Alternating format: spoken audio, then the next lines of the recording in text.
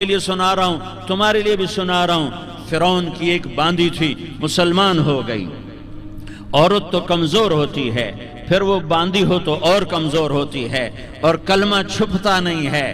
اس کا ایمان اس کے دل میں تھا، پر وہ نکل ہی پڑا۔ خوشبو کون چھپا سکے؟ خوشبو کیسے چھپ سکتی ہے؟ اس کے ایمان کا پتہ چل گیا۔ فرعون نے اسے پکڑوایا۔ اس کی دو بیٹیاں تھیں، ایک دودھ پیتی تھی، ایک انگلی پکڑ کے چلتی تھی۔ اس نے بڑے کڑا میں تیل ڈالا، اس کے نیچے آگ جلائی، تیل کھولنے لگا۔ اس نے دربار سجایا اور اس کے اپنی باندی کو بلایا، اس کی دو بیٹیوں کو بلایا۔ یہ مائیں سن رہی ہیں کہ ماں اولاد کے لیے کیا کچھ کر گزرتی ہے، کیا کچھ کر گزرتی ہے۔ مامتا سے تاریخ بھری پڑی ہے، اور اللہ نے بھی جو اپنی محبت کو تشبیہ دی ہے کہ میں اپنے بندوں سے محبت کرتا ہوں، تو باپ کی محبت سے تشبیہ نہیں دی۔ اللہ نے کہا میں ماں سے 70 گنا زیادہ پیار کرتا ہوں۔ اس نے کہا فرعون نے کہا اگر تو موسیٰ کے رب پہ ایمان لائی تو تیری دونوں بیٹیوں کو جلا دوں گا اس تیل کے اندر، اور تجھے بھی جلا دوں گا اس تیل کے اندر۔ ہاں لوگ سمجھتے ہیں موت بہت بڑی سزا ہے۔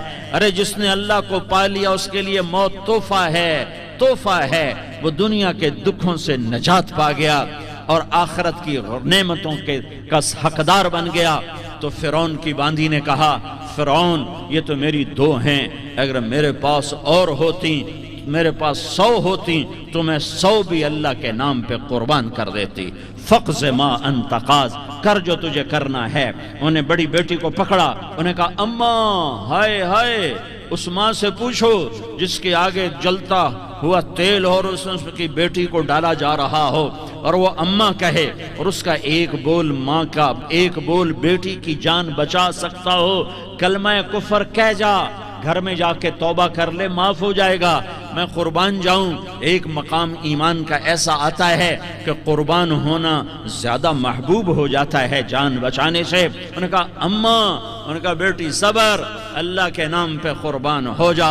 ادھر آ ستمگر، ہنر آزمائیں تو تیر آزما، ہم جگر آزمائیں نہ کر لبوں کو سی، عشق ہے دل لگی نہیں، سینے پہ تیر کھائے جا، آگے قدم بڑھائے جا، یا زبان حال سے کہہ دے کہ ہاں ستائے جا۔ ہاں عشق کی آگ ایسے ہی بھڑکتی ہے، شمع ایسے ہی فروزاں ہوتی ہیں، یہ کمکمے تو بجھ جاتے ہیں، لیکن یہ ایمان والے جو شمع جلا گئے یہ آج تک روشن ہیں، جن کی روشنی میں چلنے والوں کو راستہ مل رہا ہے۔ انہیں بڑی بچی کو پکڑا، ٹانگوں سے پکڑ کے یوں ڈالا، وہ ہائے کرتی گئی اور وہ چٹک گئی اور وہ جل گئی اور وہ بھن گئی مچھلی کی طرح، تلی گئی مچھلی کی طرح۔ ماں ہے، اس کا کلیجہ پھٹ گیا، لیکن آنکھوں سے آنسو کا ایک قطرہ نہیں نکلا۔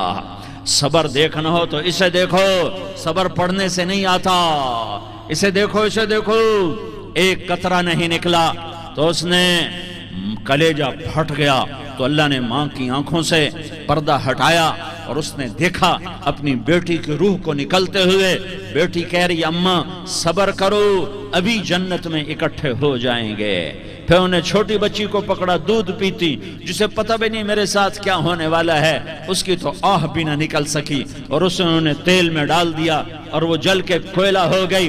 ماں کی آنکھوں سے پردہ ہٹایا، اللہ نے ماں نے بچی کی روح کو نکلتے دیکھا کہ اماں صبر ابھی اکٹھے ہو جائیں گے۔ پھر جب اس کو پکڑنے لگے تو اس نے کہا فرعون میری ایک خواہش پوری کرو گے؟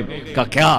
کہ جب مجھے بھی جلا دو تو مجھے اور میری بیٹی کی ہڈیاں باہر نہ پھینکنا، ہمیں کٹھے کہیں دفن کر دینا، کٹھے کہیں دبا دینا۔ فرعون نے کہا ہاں تمہاری یہ خواہش پوری کر دی جائے گی۔ ہاں دنیا میں اللہ فرعونوں کو مہلت دیتا چلا آیا، لیکن فرعونوں کو مار کے دکھایا۔ نمرودوں کو مہلت دیتا چلا آیا، پھر نمرودوں کو مار کے دکھایا۔ قارونوں کو مہلت دی، پھر قارونوں کو مار کے دکھایا۔ پھر جنت اور جہنم کا نظام بنایا۔ پھر ایک دن مجھے بھی کھڑا کرے گا اور تمہیں بھی کھڑا کرے گا۔ پھر ایک طبقہ جنت کا حقدار بنے گا، ایک طبقہ آگ کا حقدار بنے گا۔ پھینک دیا، جل گئی، ہڈیاں نکل آئیں۔ انہیں ہڈیوں کو اٹھا کر زمین میں دبا دیا۔ 2000 سال گزر گئے، میرا نبی دنیا میں موسیٰ علیہ السلام کے 2000 سال بعد آتے ہیں اور آپ معراج پہ چلتے ہیں. جب آپ بیت المقدس سے معراج کو اٹھے تو آپ کو زمین سے جنت کی خوشبو آئی, تو آپ نے ارشاد فرمایا جبریل میں جنت کی خوشبو سونگھ رہا ہوں, یہ کہاں سے آ رہی ہے؟ تو آپ نے جبریل نے عرض کی یا رسول اللہ فرعون کی باندی اپنی بیٹیوں کے ساتھ اپنی ہڈیوں کے ساتھ جس جگہ پر دفن ہے, جس دن اسے دفن کیا گیا تھا اس دن سے آج تک یہ خوشبو آ رہی ہے اور یہ قیامت تک خوشبودار رہے گا. یہ زمین کا ٹکڑا کہ یہاں وہ دفن ہے جس نے اللہ کے ساتھ سودا کر لیا. اللہ سے سودا کر لو, اللہ سے سودا کر لو. یہ سودا حسین نے کیا اللہ کے ساتھ, ایک سودا یزید نے کیا, اس نے خون بہایا, اس نے ظلم کیا. ارے ظالم کبھی ہرا نہیں ہوتا اور مظلوم کبھی خشک نہیں ہوتا. ظالم پہ کبھی بہار نہیں آتی اور مظلوم پہ کبھی خزاں نہیں آتی. اللہ ظالم کو مہلت ضرور دیتا ہے, لیکن ایک دن ہے جب اللہ جنت کو سجائے گا اور جہنم کو بھڑکائے گا اور ترازو کو لٹکائے گا اور پل صراط کو قائم کرے گا اور اپنے عرش کو لائے گا اور خود فرشتوں کو بلائے گا. پھر طارق جمیل کو قبر سے اٹھائے گا, سردار عزیر کو قبر سے اٹھائے گا, زید عمر بکر کو قبر سے اٹھائے گا. پھر مجھ سے سوال کرے گا میں نے تمہیں دنیا میں عزت دی, مال دیا, بتا آج میرے لیے کیا کر کے لایا ہے؟